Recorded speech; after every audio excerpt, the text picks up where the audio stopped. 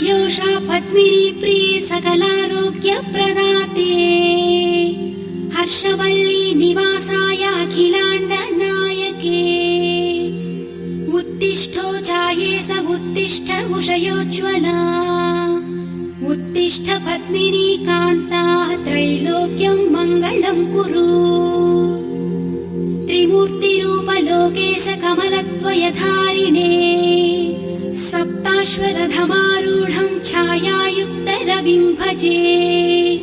सुरेशं स्तोत्रगम्यं च जगदानन्दकारकम्